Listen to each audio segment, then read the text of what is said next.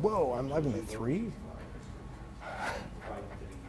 Oh, did that just happen? Apparently.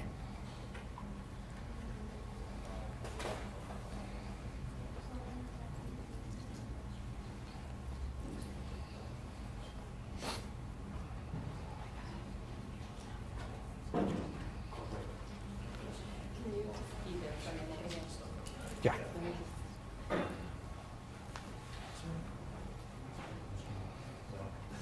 And can you give me like.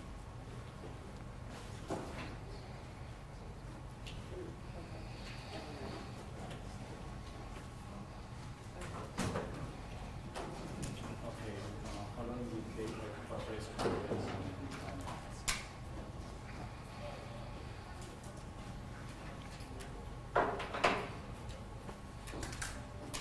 safety or rental?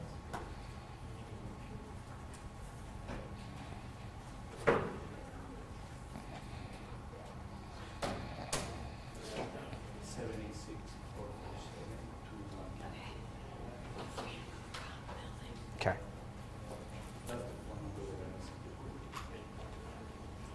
I can hear you. I can hear you. Can you hear me all right? Does that sound okay? Anna's been having some issues with the mic. Do you want to test the sound? Yeah, do you want me to test the podium mic real quick? Give it your best, Steve. 1, 2, 3, 4, 5. 1, 2, 3, 4, 5. It's not. Oh, wait, hang on. Hold on. Hang on, Not LG. quiet. Try it now. 1, 2, 3, 4, 5, 6.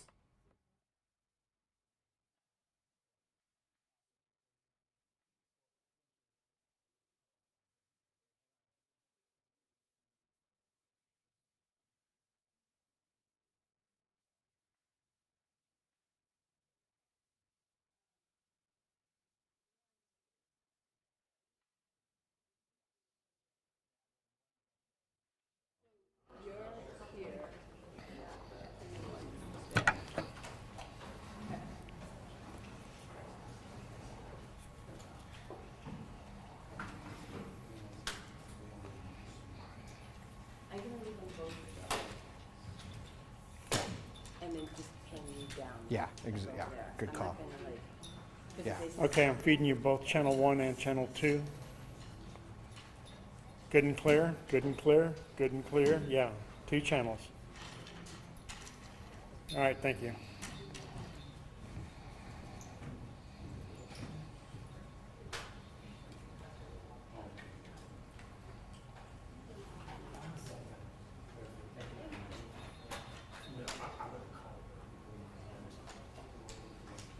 We know that. Yep. She's listening to you too, so yes. We've been rehearsing that. So. I'm gonna leave the podium up the whole time. She's gonna leave the podium up the whole time. We're gonna leave the podium up the whole time, just so you know, and then she'll just pop me down.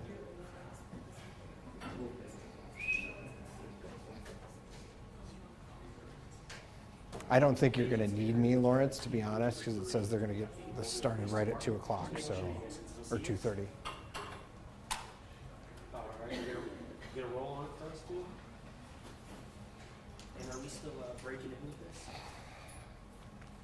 All right, cool. Sounds good. Bye.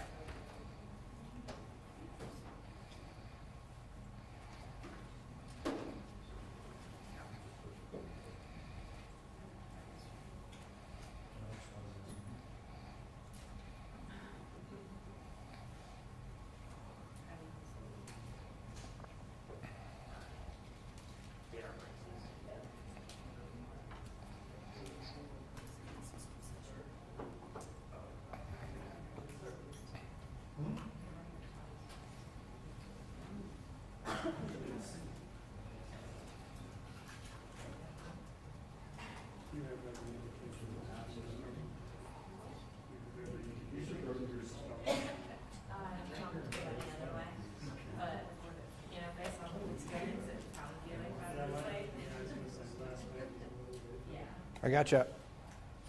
Did you hear? Did you get my note? I just texted you.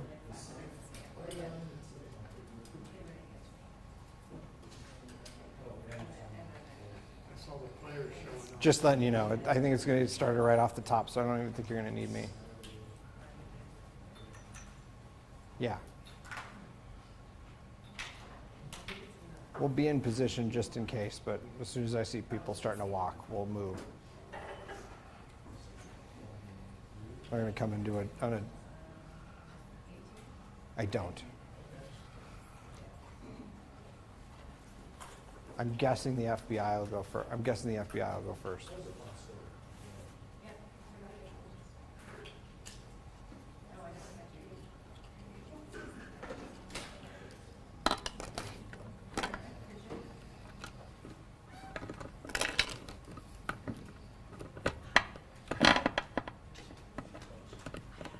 No. I'm hoping they don't even need me. Jacqueline just called me for my role on the Emmy board. And apparently, category 404 has no nomination for Denver. Not you and not her. I know. Yes. So we both brought that up, and we're like Anna and I were talking about this. Right?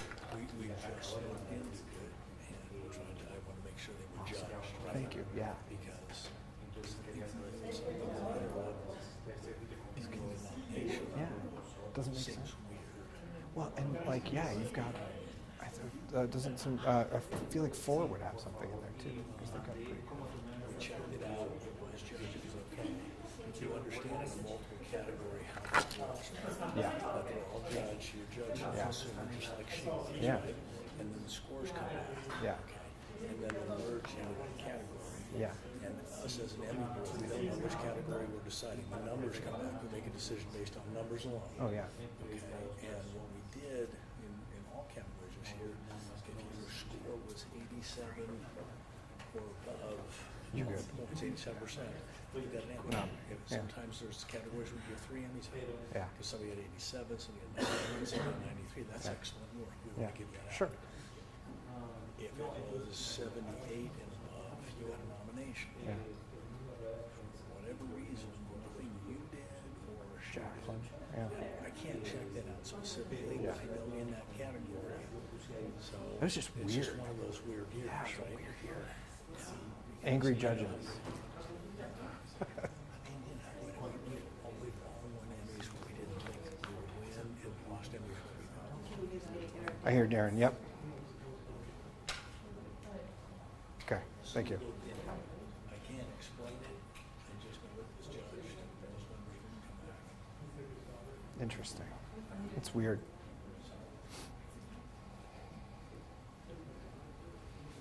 The aggregate just dropped. It's in Teams. Okay.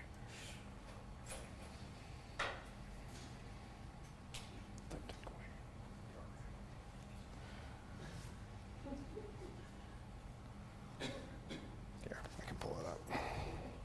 I don't think they're going to need me.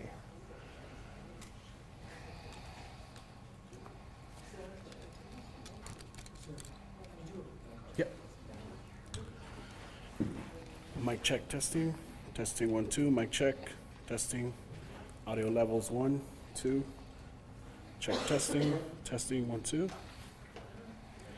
Mic check levels. Check 1 2. Mic check. Testing testing. All good.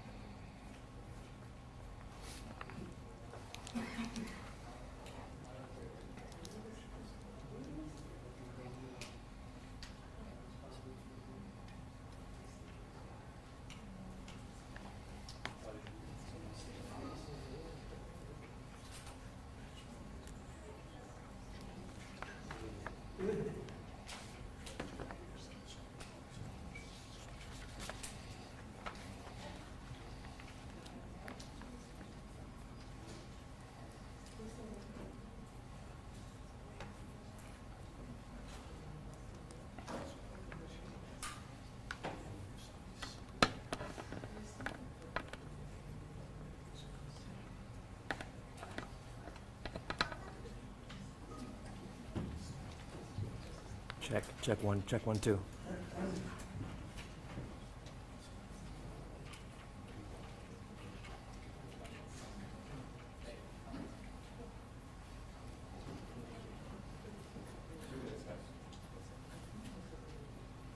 We're gonna start in 2 minutes.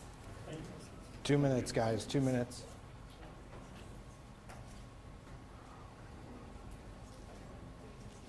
Justin, do you want a podium shot or do you want me in this? 2 minutes 2 away. minutes, Karen, 2 minutes.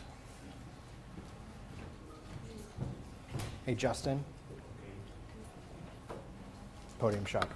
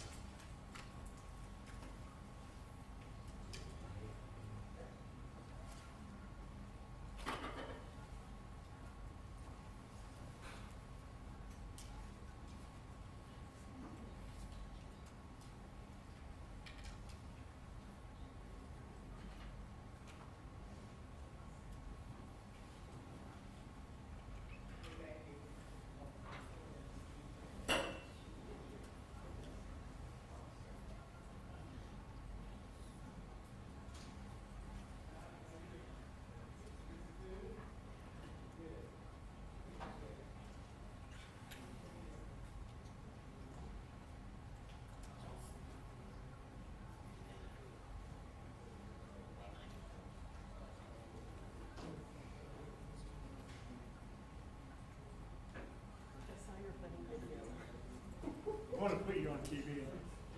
I am. You're going to be on TV. I want to put you on TV. Yeah, everybody's TV. I'm giving you guys. It's all in the air. I want to hear the story about behind Mike's story.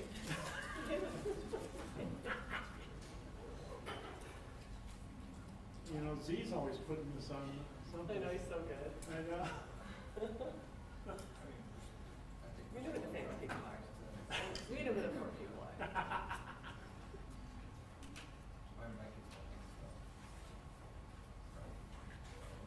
It's quite a gauntlet, right?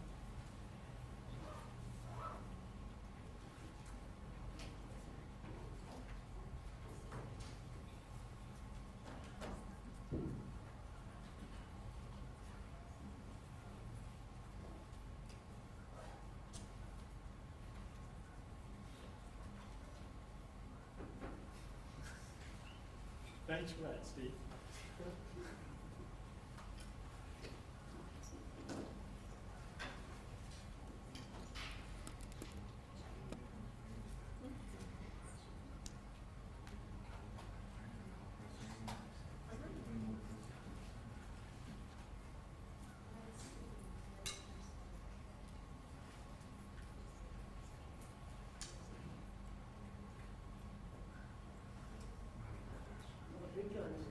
I was going to say, look who showed up to the party.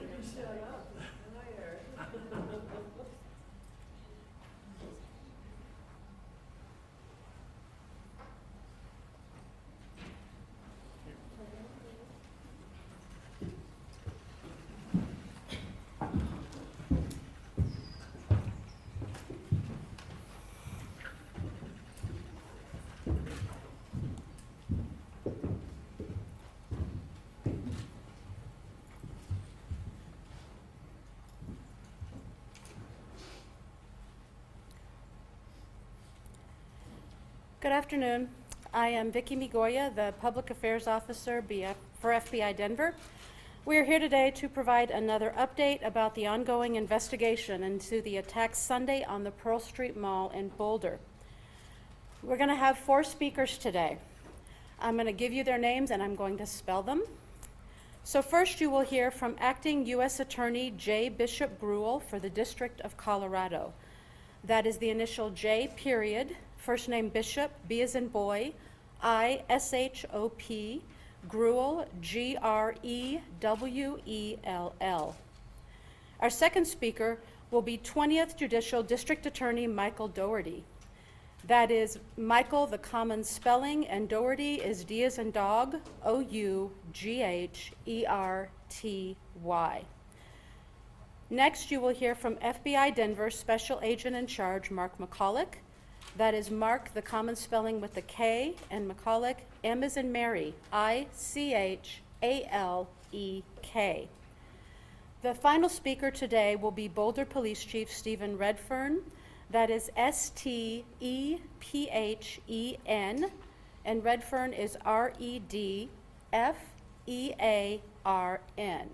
We will take a few questions at the end, and now I'm going to turn the podium over to Mr. Gruel. Thank you. Thank you, Ms. McGuire. I'm Bishop Gruel, the Acting U.S. Attorney for the District of Colorado. On behalf of myself, my office, and the entire Department of Justice, I want to express my heartbreak and my support for the victims, their families, and the community of Boulder. I pray for those families, as well as everyone in Boulder, Colorado, and the nation who woke up this morning worried about themselves, their loved ones, and not feeling safe in their own communities because of yesterday's attack. I assure you that my office and our partners are here for you, and we are taking action. I want to thank the first responders, citizens and law enforcement alike, who worked to quickly end this violent attack, save lives, and tend to those who were injured. I also want to thank our law enforcement partners at Boulder Police, including Chief Redfern, the FBI, including Special Agent in Charge Michalak, and the Boulder DA's office, including DA Michael Dougherty. They worked hand in hand with my office as the matter was thoroughly investigated and prepared for charges. And I want to thank our partners in DC, including Attorney General Bondi, Director Kash Patel, and Assistant Attorney General in charge of Civil Rights, Harmeet Dhillon, for their support. My office and AAG Dhillon were in contact yesterday throughout the day, which helped lead to the federal charge that we're announcing today. My office has charged Mohammed Sabri Solomon, age 45, with the commission of a hate crime under 18 U.S.C. Section 249. When that offense includes attempted murder, the statutory maximum federal sentence is life in prison. No one should ever be subjected to violence of any kind. But our laws recognize that such violence is particularly pernicious when someone is targeted because of their race, their religion, or their national origin. According to our complaint and the charges brought by DA Dougherty's office, Mr. Solomon stated that he had been planning this attack for a year. And he acted because he hated what he called the Zionist group.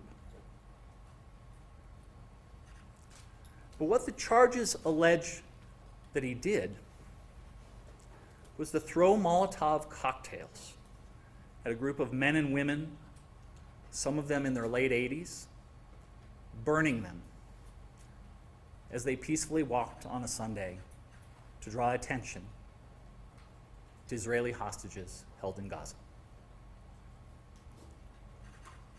And when he was interviewed about the attack, he said he wanted them all to die. He had no regrets, and he would go back and do it again. He said that he had previously tried to purchase a firearm, but resorted to the Molotov cocktails when he could not purchase a gun because he was not a legal citizen. I remind you that Mr. Solomon is presumed innocent until proven guilty. My office and our partners hope justice will help heal the people in this community and in the communities throughout the country shaken by yesterday's attack. We fully intend to hold Mr. Solomon accountable for his actions, and these charges are the first step. Thank you. I'm going to turn it over to DA Michael Doherty.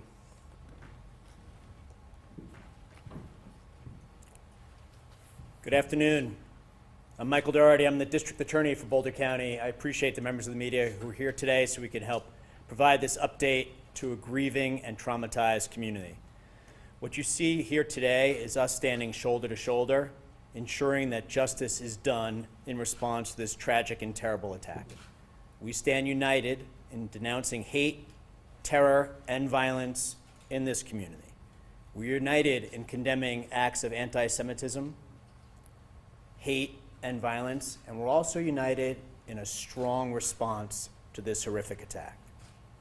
I stand with this community and the people of the state of Colorado against hate and terror.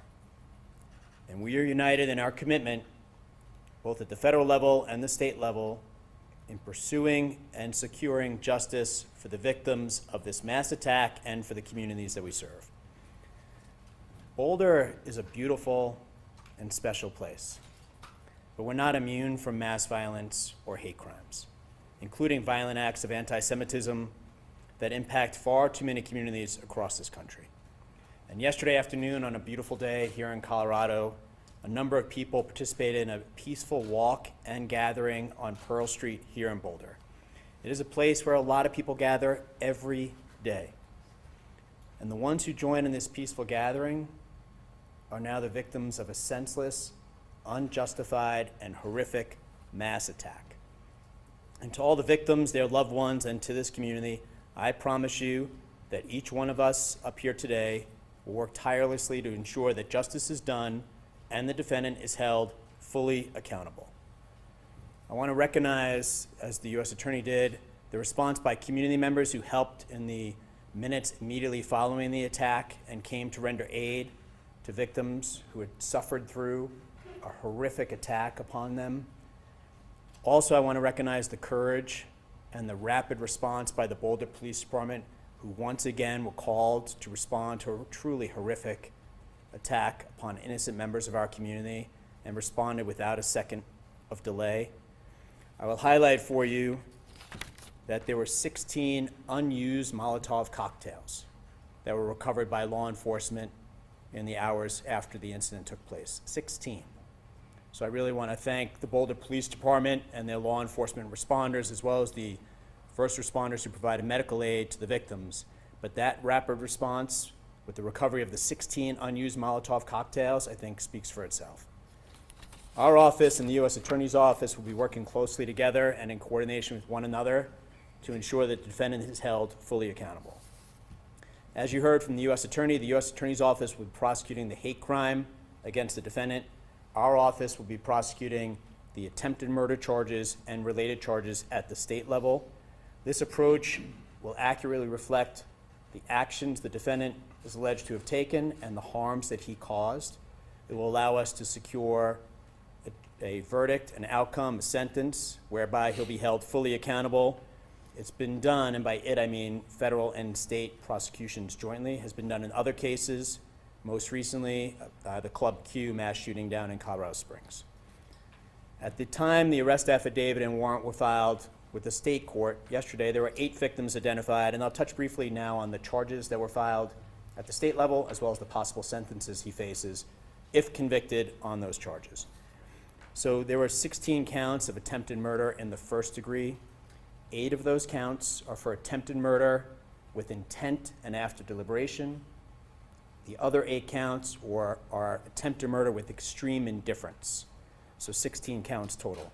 If the defendant's convicted and those counts are running consecutive to one another, he would face a maximum of 384 years in state prison. He's also charged with 2 counts of use of an incendiary device. If convicted of those charges and they run consecutive, he would face a maximum sentence of 48 years. He's also charged with 16 other counts of attempted use of an incendiary device. And again, if convicted and if they run consecutive, the maximum on those counts would be 192 years. So 384 years on the attempted murder, 48 on the use of the Molotov cocktails, and then the attempted use would be 192 years. The judge set a $10 million cash-only bond on the state charges. As you are aware, he's going to be going before the judge this afternoon at the jail. I believe that is scheduled for 3:30, but I rely on the sheriff's office to communicate with members of the media of the exact time. Thanks to the investigation by federal, state, and local partners, and I just want to highlight for you, this is a horrific attack. But as district attorney, when I walk into this building and I see the FBI, Boulder PD, and all the law enforcement partners working, it's the exact response I hope to see. The teamwork they demonstrate, the work they put into it. If you were downstairs right now, you'd see incredible law enforcement officers and investigators working calmly, professionally, and tirelessly to ensure we get all the information we need to get the right outcome in the criminal cases that the U.S. Attorney's Office and my office will prosecute. Through their work, we've now identified 4 additional victims, so there's now a total of 12 victims. And as you'll hear from the FBI special agent in charge, we're going to continue to encourage victims and witnesses to come forward and contact law enforcement. But we now have 12 victims, and on the later this week, we'll be filing formal charges against him. That's our normal process. So the filing of formal charges by the district attorney's office will reflect 12 victims, and if more come forward, additional victims as well. On my final note, what I want to stress is this community has experienced too many tragedies: fires, floods, and mass attacks. But each time I've seen this great community respond with strength, resilience, and support for one another. I trust and hope that that will happen again now. That for the many members of the community who've come forward before to help one another, to support one another, to comfort one another, that will happen again today and in the weeks, months going forward. That once again our community will rally to restore peace and to bring support and comfort one another during this dark hour. As your district attorney, I want to remind the members of the media and the community that the defendant's innocent unless and until proven guilty, and the charges are merely allegations. I'm going to turn it over to the special agent in charge of the FBI, and then we're happy to take questions after each one of us is done. Thank you. Good afternoon. I'm Mark McCulloch, Special Agent in charge of the FBI's Denver field office, and want to provide a quick investigative update. The FBI has been here on the scene in Boulder for the past 24 hours, and we stand shoulder to shoulder with the Boulder Police Department and our partners. Their heroic and swift actions clearly saved lives. As mentioned, there were 16 unused Molotov cocktails within arm's reach of the subject at the time of his arrest. So there is no question that the first responders saved lives and prevented further victims from being injured. And I think the fact that we have both federal and state charges within 24 hours of this attack is a testament to the strength of the partnerships, the professionalism of the investigators, and our commitment to the community and to each other to pursue justice. We continue to support the victims, their families, and the greater community with personnel and resources. Our hearts go out to the victims, and we want you to know that we are committed to being here for you. Since 2 o'clock yesterday, more than 30 special agents, intelligence experts, and professional staff have deployed to provide forensic, investigative, and crisis management support, as well as additional resources are being surged from other field offices and at our headquarters in Washington, D.C., and they're on the way. While at this time it appears the perpetrator acted alone, we do continue to investigate all possibilities and pursue all investigative leads. If we uncover evidence that others knew of this attack, or supported the subject in this attack, rest assured that we will aggressively move to hold them accountable to the fullest extent of the law. Since the investigation began 24 hours ago, the FBI has conducted 44 witness interviews. We've executed search warrants on vehicles, property, and digital devices. We've deployed our full evidence response team both to Boulder at the main crime scene and the execution of a search warrant at a residence tied to the subject in Colorado Springs. Members of the ERT worked through the night to gather all evidence so that the Pearl Street could swiftly be reopened this morning. We've deployed victim specialists to hospitals and assigned one to each and every victim that's been identified to date. We've set up a digital media tip line. We've deployed a mobile command post for information sharing and evidence control, and we continue to canvass for witnesses, additional victims, and camera footage. We ask that you call us at 1-800-CALL-FBI if you have any information about the events that transpired yesterday. If you saw something, if you heard something, if you have information, our investigators want to hear from you. If you have multimedia evidence, whether that is photos, social media posts, or videos related to the attack, please visit the site that we've established, and you can provide your information at fbi.gov/Boulder attack. We at the FBI are not tracking any credible threats to the Boulder community at this time. However, if you see something suspicious, we urge you to call 911. The FBI takes seriously its mission to protect the American people of the United States, both nationally as well as here and in Boulder. Hate-fueled acts of violence have no place in our community, and we will use every tool and resource available to hold those who commit such acts fully accountable. And I'll turn it over to Chief Redfern.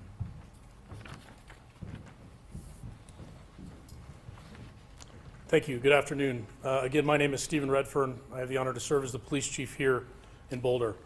I want to give a few updates from the city and the police department before we take some questions. So today, in the aftermath of this heinous terrorist attack in our city, I again want to start with thanking our partners. I think we've all alluded to the importance of partnerships. I can tell you, as I was rushing to the scene yesterday, one of the first or second calls I made was to the special agent in charge, because no matter what this ended up being, I knew we would need help. And once again, the FBI, all of our state, local, and federal partners have stepped up, and we are absolutely in a really good place for 24 hours into this investigation, in my opinion.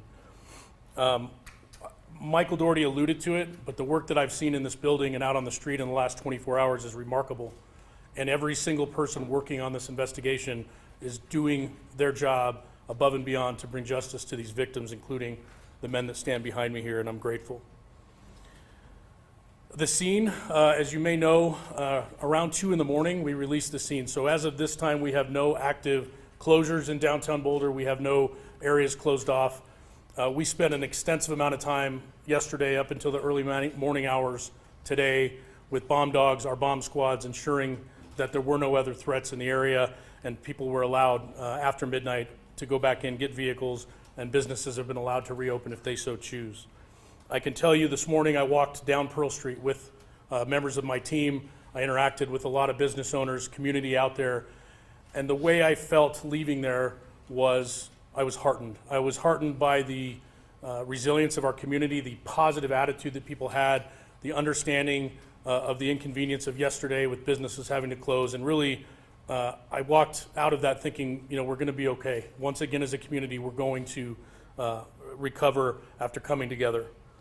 A little bit more on community. So we are aware of events this week. We're aware of things coming up in the next, we're looking 7 to 10 days out at other events, and we are going to ensure, along with our partners, that we have adequate coverage, law enforcement coverage, security at any event that's taking place this week. We want to ensure that people feel comfortable and safe in this community gathering and remembering what happened, as well as any other planned events that we have. We will be relying upon our partners, such as the State Patrol, to ensure that we have proper coverage where people can feel safe. Before this attack, we had the Boulder Police Department, the City of Boulder, had very strong relationships with our Jewish community. We even have an officer assigned as a Jewish community liaison with Boulder PD. Those relationships have paid off dividends during this attack, and I know going forward in the aftermath, we're going to continue to work with our community. I've been in contact via phone, email, and text throughout the day and last night with members of our Jewish community. Myself and the district attorney will be leaving shortly to have a meeting with community leaders from our Jewish community as well. The message there, the bottom line message, is we want everyone to feel safe. We will not condone these types of attacks and acts in our community. I will reiterate what was prior said. It is never an inconvenience for someone to call the police if they feel uncomfortable about a situation, if they see something odd, if they see a person acting in a suspicious manner. Let us come out and let us determine if there is some validity to people's suspicions. That's why we are here. So please call us if you see something. Literally, the old see something, say something adage applies here. Please call us if there's anything that's making you feel uncomfortable in the community. And lastly, I just want to say again, we have been contacted, the city and the police department from all over the world, with outpouring of support, messages of support, and I want to thank you. It matters. It makes a difference going forward. So I appreciate all of that. With that, I'm going to turn it back over to our public information officers for some questions. All right, I will try to call on people for questions, and I will repeat the question, hopefully, so everybody can hear it, and then turn it over to our experts for answers. Yeah, Tony. Chief, or anybody up there, do we have any new video showing how he walked in with these 16, 18, 19 Molotov cocktails? That's not a one-walk trip. Anything you've been able to discover to show how they got there? So the question is, do we have any new video evidence about how he entered the area with the Molotov cocktails he had? I'm behind you. Thank you for the question. We are, as I speak, we have teams of detectives partnered with FBI on Pearl Street, going business to business, door to door. That we're piecing together a timeline using video, license plate readers, all of those things, relying heavily on our federal partners. As of right now, I have not been made aware that we actually have video of him carrying anything into that area. Obviously, we're looking at that, and if someone were to have that video, please contact the 1-800 number that the special agent in charge mentioned, or you can contact us as well at BPD. There's a high likelihood it's out there, and I don't know the existence of it yet. Yeah, Dave. Yes, can you tell us any updates on the 8 original victims, and then any more information on the 4 people that you've identified as well? The question is if we can provide additional information about the 8 victims that we previously mentioned and the new 4 that came up today. Thank you. Regarding the victims, prior to this press conference, I received an update that we still have 2 victims in the hospital. I believe those are the 2 that were flown to University Hospital in Aurora. I believe the victims, the additional victims that we learned of today, the reason we didn't know about them until today was their injuries, thankfully, were more minor in nature. They've come forward to be interviewed and things, and then we realized that they did have injuries. So we're counting everyone who received any sort of injury in this attack in that number. So as far as I'm aware right now, 2 people still in the hospital, and again, our thoughts are with them as they recover. Yeah, right here. Hi, do you know how many people were in the original peaceful march from the group that was there originally? So the question is, do we know how many people were participating in the group's peaceful march on Sunday? I do not have an exact number of the people that were there for the peaceful gathering. What I can say, though, is when we responded to the scene, there were probably 20 to 30 people in that vicinity. Some of them were witnesses. Not all of them were there specifically to take part in that weekly gathering, and so I don't know that. But in the area, we had 20 to 30 folks right there at the courthouse with a lot of other people coming and going with the businesses right there. Yeah, over here. For the U.S. Attorney, this was initially classified by the FBI as a terrorism investigation. Is the hate crime charge a terrorism charge, or did something change in the charging decision? So the question is for the U.S. Attorney's Office about the fact that yesterday terrorism was mentioned and we see a hate crime charge today, and can we explain that? Yeah, so we've moved swiftly to charge quickly, just to send the message to the community that no acts of anti-Semitism are going to be tolerated and there are severe consequences. Just because there's only one charge that has been made so far doesn't mean that we're not considering other charges that could come in the future. Yes. Can we get some clarity, Chief? We're hearing UC Health says they have 3 victims there. Is it 3 or 2? Question is about victims at UC Health. I don't have that clarity that you're asking for regarding the number. We've been told 2, it's possible it's 3. We may be not having updates on if people have been released. We can absolutely follow up with that number. We can firm it up after this and put that out. In the back with the hat. Was there any prior knowledge of Solomon as a potential threat before yesterday? So the question is, was there any prior knowledge that the perpetrator was a threat?